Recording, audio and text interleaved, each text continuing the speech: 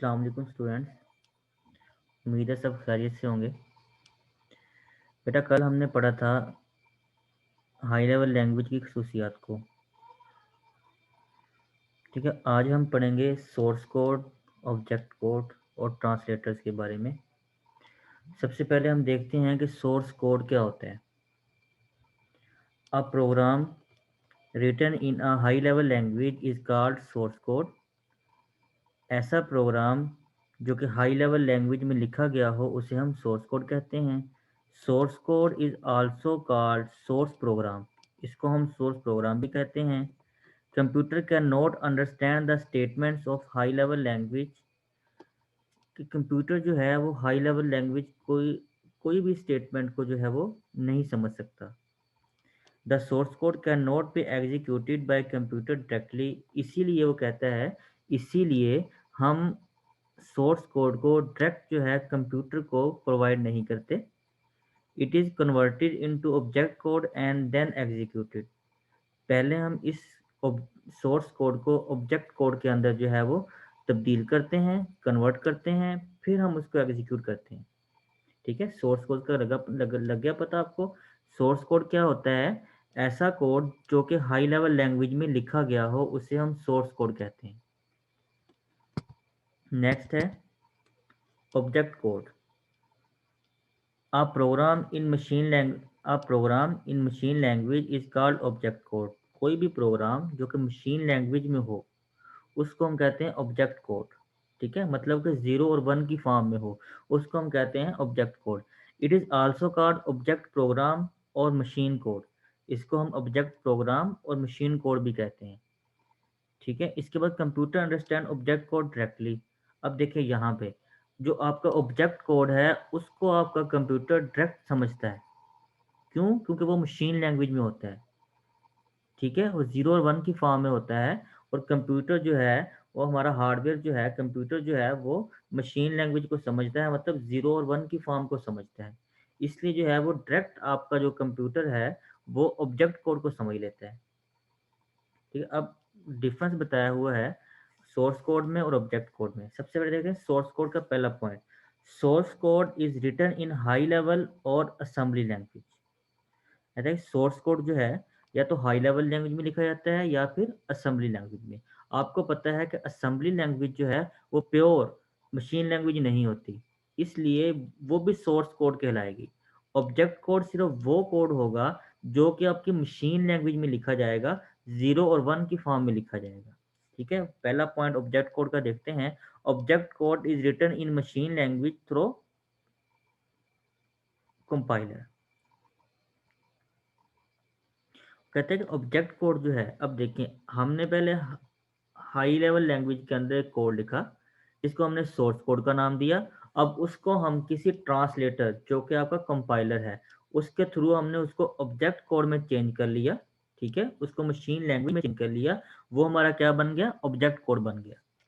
Second है source code is easy to understand. अब source code जो है वो इजी टू अंडरस्टैंड है किसके लिए? ह्यूमन के लिए, इंसानों के लिए। ठीक है, आगे सेकंड जो ऑब्जेक्ट कोड का पॉइंट है, object code is difficult to understand. किन के लिए? इंसानों के लिए। ठीक है, यहाँ पे हम दूसरा पॉइंट भी बना सकते हैं कि source code is difficult to understand. ठीक है, फॉर कंप्यूटर या फॉर एनी इलेक्ट्रॉनिक डिवाइस। ठीक है, अब इसी तरह ऑब्जेक्ट कोड का हम कह सकते हैं कि object code is easy to understand for computer system. ठीक है, अच्छा इसके बाद थर्ड आपका जो है पार्ट है, थर्ड आपका जो स्टेप है उसमें क्या है? Source code is easy to modify. अब मॉडिफाई कैसे? मतलब उसको हम चेंजिंग कर सकते हैं, उसके अंदर हम चेंज ला सकते हैं, उसको एडिट कर सकते हैं, उसमें से कुछ डाटा डिलीट कर सकते हैं, कुछ नया क्रिएट कर सकते हैं। ठीक है, आसान होता है। क्यों? क्योंकि हमें समझ आ रही होती है कि इसको क्या करना है, कैसे करना है। ठीक है, आगे है object code is difficult to modify. अब ऑब्जेक्ट कोड को हम मॉडिफाई नहीं कर सकते क्योंकि हमें नहीं पता कि ये 0 और 1 की फॉर्म में कैसे कोड लिखना है, इसको कैसे, इसको हमने जो है वो एडिट करना है, कैसे इसको रिमूव करना है। ठीक है, कोई जो प्रोग्रामर होगा ऑब्जेक्ट कोड का या मशीन लैंग्वेज का, वो ही इसको जो है वो कर सकता है। जी नेक्स्ट है 4 point. Source code contain fewer statements then object code. अब वो कहते हैं कि सोर्स कोड जो है वो बहुत कम, थोड़ी सी स्टेटमेंट्स जो है वो रखता है ऑब्जेक्ट कोड की निस्बत। सोर्स कोड की स्टेटमेंट छोटी होती है, ठीक है। अब फोर्थ पॉइंट जो ऑब्जेक्ट कोड का है उसमें देखें, object code contains more statement than source code, कि आपका ऑब्जेक्ट कोड जो है उसमें ज़्यादा स्टेटमेंट्स होती हैं, किसकी निस्बत? सोर्स कोड की निस्बत, ठीक है जी बेटा। नेक्स्ट देखते हैं हमारा,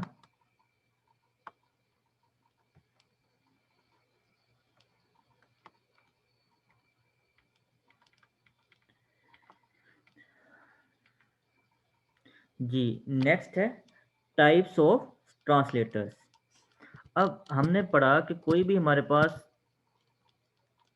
कोड है, कोई भी प्रोग्राम है जो कि हाई लेवल लैंग्वेज में लिखा जाता है, वो हम डायरेक्ट जो है वो कंप्यूटर को अप्लाई नहीं कर सकते, कंप्यूटर उसको एग्जीक्यूट नहीं कर सकता। हमें क्या करना पड़ता है, हमें उसको पहले मशीन लैंग्वेज में या फिर ऑब्जेक्ट कोड में हमें उसको चेंज करना पड़ता है। अब इसी मकसद के लिए कुछ ट्रांसलेटर्स यूज होते हैं, कुछ कन्वर्टर्स यूज होते हैं, ठीक है, जो कि 3 टाइप के होते हैं। सबसे पहला क्या है? कंपाइलर, इंटरप्रेटर, असेंबलर, ठीक है। तीनों का काम क्या है? तीनों ने आपके सोर्स कोड को ऑब्जेक्ट कोड में चेंज करना होता है, ठीक है। ट्रांसलेटर क्या हुआ? ऐसा कोई भी ऐसा जो है आपका प्रोग्राम जो कि आपके सोर्स कोड को ऑब्जेक्ट कोड में तब्दील कर दे, ठीक है, उसको हम कहते हैं ट्रांसलेटर। इसको हम लैंग्वेज प्रोसेसर भी कहते हैं, ठीक है। इसके बाद सबसे पहले हम पढ़ते हैं compiler. A compiler is a program that converts the instruction of a high-level language into machine language as a whole. अब देखें यहाँ पे वो कहते हैं कंपाइलर क्या करता है, एक प्रोग्राम है जो कि आपकी इंस्ट्रक्शंस को, जो कि हाई लेवल लैंग्वेज में होती हैं, उसको किस में चेंज करता है? मशीन लैंग्वेज में। और साथ में कहता है एज अ होल, मतलब पूरे के पूरे प्रोग्राम को, पूरे के पूरी स्टेटमेंट को, पूरी की पूरी हाई लेवल लैंग्वेज के अंदर जो प्रोग्राम लिखा हुआ है, पूरे के पूरे प्रोग्राम को एक ही टाइम में जो है वो कन्वर्ट कर देता है, किसमें? मशीन लैंग्वेज में। आगे देखते हैं, अब program written in high level language, ये पॉइंट जो है बेटा नोट करने वाला है कि पूरे का पूरा जो आपका क्या है, पूरे का पूरा कोड जो है, पूरे का पूरा सोर्स कोड जो है उसको कन्वर्ट करता है किसमें? ऑब्जेक्ट कोड में, ठीक है। आगे बढ़ते हैं, a program written in high level language is called source program, हम पहले पढ़ चुके हैं इसको। A compiler convert to source program into machine code, कहता है कंपाइलर जो है वो क्या करता है? कन्वर्ट करता है सोर्स प्रोग्राम को मशीन कोड में। The machine code is known as object code, उसको हम ऑब्जेक्ट कोड भी कहते हैं मशीन कोड को।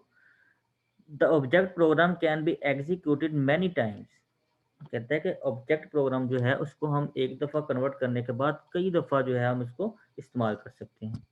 आगे उसने छोटी सी तस्वीर बनाई हुई है, डायग्राम बनाई है, जिसमें क्या कहा कि सोर्स प्रोग्राम जो है वो इनपुट के तौर पर दाखिल किया गया कंपाइलर में, और कंपाइलर से आउटपुट के तौर पे ऑब्जेक्ट प्रोग्राम निकल रहा है, ठीक है। सोर्स प्रोग्राम इनपुट में दिया, उसको कन्वर्ट किया कंपाइलर ने, और आउटपुट में हमें क्या दिया? Object program. आगे देखिए, the compiler checks each statement in the source program and generate machine instruction, वगैरह सारे का सारा प्रोग्राम जो है, कंपाइलर जो है आपकी हर स्टेटमेंट को देखता है और उसका मशीन कोड जो है वो जनरेट करता है।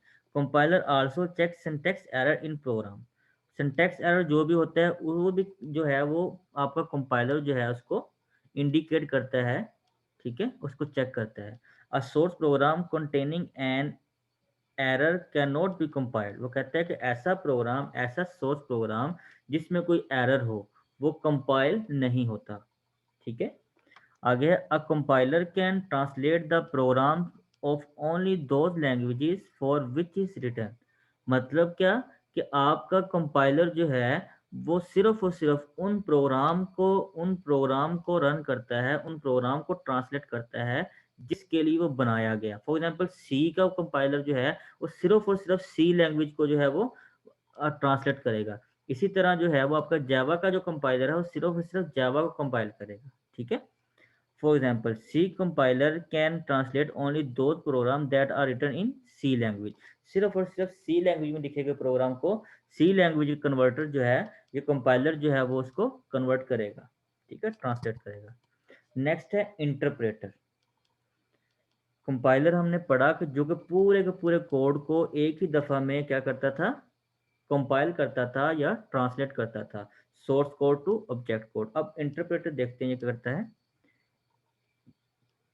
An interpreter is a program that converts one statement of a program into machine at one time। अब देखें, एक स्टेटमेंट को एक टाइम में एग्जीक्यूट करता है, अगली पूरे होल को नहीं करता। कंपाइलर का करता था पूरे के पूरे प्रोग्राम को। ये प्रोग्राम की कोई एक स्टेटमेंट को जो है वो रन करता है, पहले उसको कन्वर्ट करता है, अगर वो कन्वर्ट हो जाती है, उसमें कोई एरर नहीं है, फिर नेक्स्ट पे जाता है। It executes a statement before translating the next statement. वो कहता है कि पहले उसको एग्जीक्यूट करता है उस स्टेटमेंट को, फिर अगली स्टेटमेंट की तरफ जाते हैं। Statement of the source programme, ठीक है। If there is an error in the statement the interpreter stops working and display the error message. अब वो कहता है क्या, जैसे ही कोई आपका एरर आता है तो आपका इंटरप्रेटर उसी जगह पे स्टॉप हो जाता है, चाहे वो आधा है चाहे भी स्टार्टिंग में ही है प्रोग्राम, ठीक है, वहीं पर उसने स्टॉप हो जाना है। जब तक उस एरर को खत्म नहीं करेंगे तब तक आपका इंटरप्रेटर नेक्स्ट स्टेटमेंट पे नहीं जाएगा। आगे, the advantages of interpreters over compiler is that an error is found immediately. अब एरर जो है वो आपका जल्द से जल्द जो है वो पता चल जाता है कि एरर किस लाइन में है, क्योंकि स्टेटमेंट बाय स्टेटमेंट जाता है वो। इंटरप्रेटर होल में नहीं करता, एक एक स्टेटमेंट पे जाता है, तो हमें पता चलता है इस स्टेटमेंट के अंदर जो आपका एरर है वहां से हम एरर रिमूव कर देते हैं। ये इसका क्या है, एडवांटेज है। The programmer can correct the error during program development. अब डेवलपमेंट ही अभी हो रही होती है प्रोग्राम की, उसी टाइम आपका जो प्रोग्रामर है उसको एरर फाइंड करके उसको रिमूव कर देता है, खत्म कर देता है। The disadvantage of interpreter is that it is not very efficient. अच्छा, इसका डिसएडवांटेज क्या है कि ये एफिशिएंट नहीं है। The interpreter does not produce an object program, ठीक है, कहता है इंटरप्रेटर जो है वो आपका ऑब्जेक्ट प्रोग्राम को प्रोड्यूस नहीं करता। It converts the instruction into machine language each time it is executed. कहता है जब वो एग्जीक्यूट हो रहा होता है उस टाइम साथ साथ जो है वो उसको मशीन लैंग्वेज में चेंज करता है, पूरे का पूरा प्रोग्राम जो है उसको ऑब्जेक्ट प्रोग्राम में चेंज नहीं करता, ठीक है। बेसिक लैंग्वेज यूजेज इंटरप्रेटर, वो कहता है बेसिक जो लैंग्वेज है आपकी वो इंटरप्रेटर को यूज करती है, ठीक है। बेसिक लैंग्वेज के लिए हम इंटरप्रेटर को यूज करते हैं। इसके बाद assembler. An assembler is the translating program that translate the instructions of assembly language into machine language. अब असेंबलर जैसे नाम से जाहिर है, असेंबलर असेंबली, ठीक है। असेंबली लैंग्वेज में लिखे गए प्रोग्राम को मशीन लैंग्वेज में चेंज करने के लिए जो कन्वर्टर इस्तेमाल होता है उसको हम असेंबलर कहते हैं। क्या, ऐसा कन्वर्टर जो कि असेंबली लैंग्वेज के कोड को मशीन लैंग्वेज में कन्वर्ट करता है उसे हम असेंबलर कहते हैं, ठीक है बेटा। इसके बाद आगे लिखा हुआ है डिफरेंस, इन्होंने बताया हुआ है कंपाइलर और इंटरप्रेटर के दरमियान। कंपाइलर का पहला पॉइंट देखते हैं। Compiler converts the entire source code into machine code. Compiler करता है कि पूरे का पूरा जो सोर्स कोड है उसको मशीन कोड में चेंज कर देता है। इंटरप्रेटर देखते हैं। The interpreter converts one instruction into machine code at a time. एक इंस्ट्रक्शन, एक स्टेटमेंट जो है उसको कन्वर्ट करता है मशीन कोड में, ठीक है। देखिए सेकंड, देखिए कंपाइलर का, इट जनरेट्स ऑब्जेक्ट कोड, ठीक है। It does not generate object code, क्यों, क्योंकि ये एक एक स्टेटमेंट करता है फिर उसको एग्जीक्यूट करता है। और मशीन कोड क्या होता है या ऑब्जेक्ट कोड क्या होता है, जो कि अभी एग्जीक्यूट नहीं हुआ होता, पूरे का पूरा कन्वर्ट हो जाता है एग्जीक्यूटेबल प्रोग्राम में, उसको हम कहते हैं ऑब्जेक्ट कोड। अब कंपाइलर जो है वो आपका एग्जीक्यूटेबल फाइल क्रिएट करता है, इंटरप्रेटर उसको एग्जीक्यूट करवाता है डायरेक्ट, ठीक है। अच्छा, इसके बाद थर्ड पॉइंट देखें। It converts high level language that can not be executed many time. कहते हैं कि हाई लेवल लैंग्वेज जो है